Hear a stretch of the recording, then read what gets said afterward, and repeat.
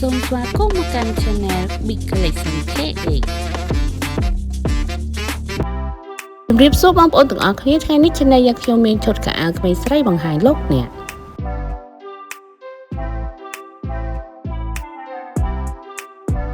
ឈុតនេះផងដែរមានខោកាបូយជើងធំនិងអាវដៃខ្លីផងដែរចំពោះអាវនេះផងដែរជាប្រភេទសាច់ក្រណាត់យឺតមានល័យតុក្កតានៅផ្នែកខាងមុខ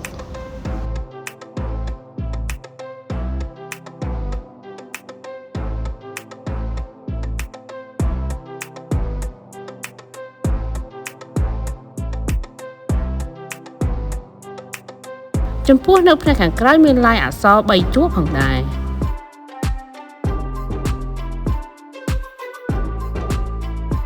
ចំពោះខោជាខោកាបូយជើងធំមានល័យខ្សែក្រហមនៅផ្នែកចង្កេះចំពោះផ្នែកកមុខមានហោប៉ៅបញ្ឆោត2ផងដែរ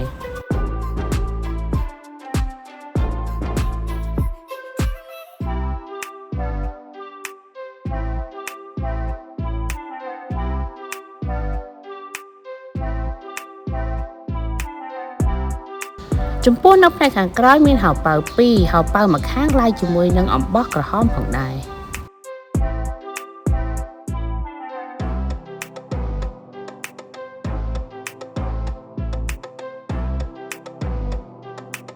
ខោអាវឈុតនេះផងដែរមានទំហំពីលេខ120ដល់លេខ107អាចពាក់បានពីក្មេង4ឆ្នាំរហូតដល់14ឆ្នាំមានពណ៌ផ្កាឈូកនិងពណ៌ស